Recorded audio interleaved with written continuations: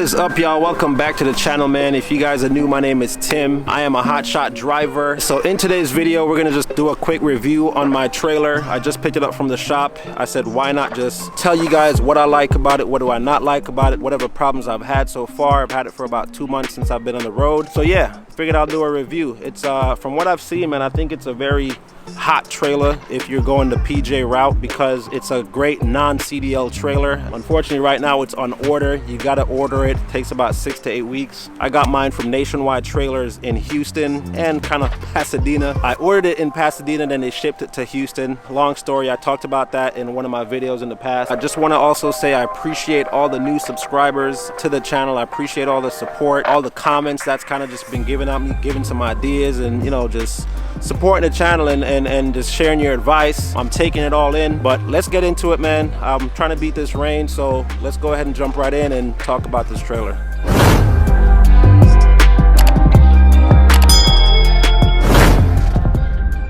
All right, guys, so here it is. This is my non-CDL Hotshot setup. It is a PJ trailer, 32-foot, low-profile flatbed with singles. I'll go around and kind of talk about some of the things that it has, the kind of axles and so forth. So first, this is the coupler here and the Macc GTWR. It's got a nice length 7-pin plug that I like here. If you want to put it over the bed to the bumper, you can. It's long enough. This didn't come with it.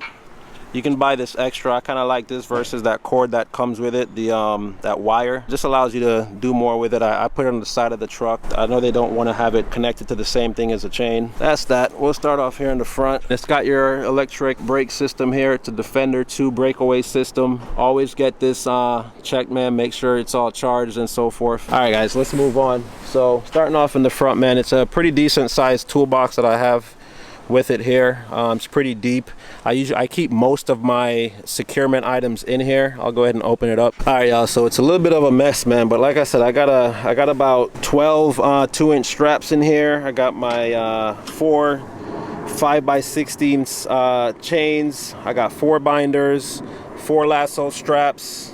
Like I said, 12 straps, 2-inch straps, and the ratchets. Yeah, everything, as you can see, kind of fits. It's a mess right now. I haven't had a chance to clean it out. It's been in the shop the past week or so. First, I'll go around and kind of just show you some of the things, and then I'm gonna talk about what problems I've had with it. The jacks are 12,000 pound Ram jacks, as y'all can see right there. Kind of like how it has this hook right here to keep this in. I mean, most of them have that. It's got a step on each side on the front. This is the only step it has. I mean, it's only 32 foot, so most of the time I'm jumping on here to, you know, get on the bed if I need to do anything. This I just added when it was in the shop. This is a Dunnage angle rack. It holds 4 of my Dunnage pieces here. They're about 8 feet long. This was a pretty good investment. It was $280, $284 with tax or something like that. I've been keeping my Dunnage up here, kind of chained. It's been taking up some of the space on my deck, so I decided to invest in this. I don't have an 8-foot bed on my truck, so I couldn't keep it in the bed of my truck. I probably don't have to lock it up, man, for someone to steal this. I don't know. I may put something around it, but right now I just got the bungees just to hold it down. And I brought it over here with it like that, stayed in. It's at an angle, so that's pretty cool. Definitely freed up my space on my bed by maybe a foot, maybe. I had it, you know, I had it right here, so I'd have to wrap the chains around here. So everything from right here back, I couldn't have used. You know, I'd have to take the chain off and, you know, put the Dunnage somewhere else on the deck so that I'm able to get this space. And, you know, that was just more time and energy that I had to do just to do that. So I think that's a good, that'd be a good investment. It's got one indicator light here. They come with Good Ride tires, ST235 80/16s. They're 10 ply, so you know that's pretty much just what you're gonna get with these trailers, at least from what I'm seeing. I don't know too much about the axles, guys, and too much info about that, but this is the kind of setup it has, as you can see. Haven't had any issues so far. They do come with greased Dexter easy access axles, so you can actually, you know, take your gun and, you know, easily grease the hubs if you need to. The deck is pretty, you know, decent. I know it comes with treated pine. You know, over time, you know, the discoloration happens and you get spills and whatever else. It's got this metal plate you know, for vehicles and things like that. It's got a reflector right here, and then you got the back reflectors, the indicator lights, brake lights, whatever. You got 3 in the middle, and then it comes with 2 8-foot pull-out ramps that are kind of heavy. I think the max capacity on those are maybe like between 6,000 and 8,000 pounds. As y'all can see, I got my straps on the side of the trailer here. I just had them install the slide railing for the ratchets. I keep them on there. Some people take them off, put them on. That ran me about between $800 and $900 for the install of the racks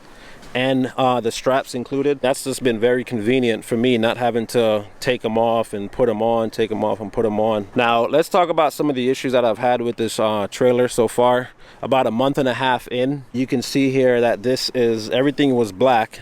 This is for some reason chrome. So this jack, the driver's side jack, gave out. The spring inside the jack just stopped working. I don't know if it was an issue that I caused. I've been going up north a lot between cold and heat. So I don't know if it had something to do with the grease or something freezing up. I couldn't say. But that jack busted. Luckily, you know, of course, I have the manufacturer's warranty, so they were able to go ahead and replace that with no issue. The only other issue I had was with the 10-ply tires. Sometimes when I'm loaded, I take, you know, sharp turns or a 90-degree angle turn. And one of my back tires on the inside of the inner wall, it kind of just popped out. I was getting ready to unload a vehicle, and I had a partial in the front. And, you know, I went inside of the parking lot. I was making sharp turns, and as I'm getting ready to unload the vehicle, all I heard was air coming out and ended up being on the inside of one of the tires. So I think that's also going to be on the warranty. So I've sent that in to get reimbursed for that tire that I had to get replaced. You know, all in all, man, the trailer has done great so far. I've, you know, made, you know, decent money with it just being 32 feet. All right, so GVWR, as y'all can see here, it's 15,680 pounds. So I believe this trailer weighs just under 6,000 pounds. It's not too heavy. Being that I'm non-CDL, I do have a Ram 2500. So it allows me to tow up to about 11,000 pounds. So it keeps my weight down between the truck and the trailer, so I can keep my hauling weight with freight up. That is, you know, pretty much it, man. Like I said, it's going to be a short video. I like it for what it is, you know. And I'm not sure, things like this, man, you know, I'm not sure if this is something that happens usually with, that's very common. It doesn't matter what type of trailer it is, but you can see here I got a piece of, one of my pieces of wood there was coming up, and over time, just from putting freight on and off, you know, causes movement. Things are going to come loose eventually, so it ain't going to stay perfect the entire time we having it and putting it to work. One thing I didn't like what Nationwide Trailers did, they put this ratchet kind of like in the middle right here. So the problem now is if you put the ratchet here, I can't bring my strap directly over it and secure it on the other side, because you've got this opening right here.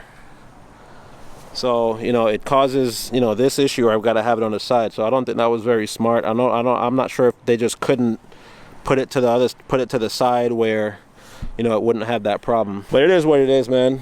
It's just my first trailer, so, you know, learning as always. So they also provide a spare tire. Like I told you guys, I had a flat, so this is actually one of the newer tires here that I got. Now, guys, the price that I paid for my trailer was $7,700. Okay, out the door with tax, title, and everything was about $8,500. Definitely is going to be, you know, not the same for everyone, but price of metal is going up. You know, been speaking to a friend that's actually, you know, getting into Hotshot, and he was looking at the same trailer, and he said, yeah, man, they quoted me, you know, a little bit higher, and coming from the same place out of Houston, I think it was like $7,900, and he's like, yeah, man, price of metal is going up, so it is what it is. But yeah, man, that's it for the trailer, guys. I plan to get like a toolbox maybe installed here later on. I got some bins and stuff in the back, just holding a few things like my bungees and a few blankets. But like I said, everything so far that I have and I use fits in the toolbox. And then usually on top I put my tarps. If you've seen in some of my videos, you'll see that's how I pretty much have it set up. Yeah, so one thing I forgot to mention, y'all, it does have this little beam right here going across. I probably am gonna, you know, either later on put like a chain rack right here, bolt it to this. If you want to put a winch on here, you can. So I just forgot to mention that this is right here. Got a handle right here for when you're coming up on the step. And like I said, y'all, that is it, man. So that's gonna wrap it up for the video, man. Just wanted to talk about my trailer a bit, how it's been for me, like I said, past 2 months. To be honest, I would recommend this trailer if you're starting out, if you're doing non-CDL. I know a lot of people want to go 40 feet, which is cool if you can, you know, find it, if whatever works for you. But as for me, I do recommend it. It has a good empty weight, it's light, it's got singles, it's pretty durable. So the only issue that I've had was the jack, but like I said, I may have kind of caused that, or it just may have been due to weather or whatever the case is. But once I had the problem and I called them up, they were on point. They were quick with, you know, saying, you know, starting the process with the warranty and getting it taken care of. So that was actually smooth. They had it ready in a couple of days. I just couldn't pick it up because, as y'all know, my truck was in the shop, so it had to sit over there for like a week or so. But with that being said, y'all, I'm gonna wrap this video up. If you guys are new to the channel, go ahead and subscribe, like the video, comment, let me know what your thoughts are. If you do have a trailer like mine, how has it been for you? If not, what are y'all using that works for you, man, especially if you're a non-CDL hotshot driver. See y'all in the next video. I appreciate y'all. Until next time, peace.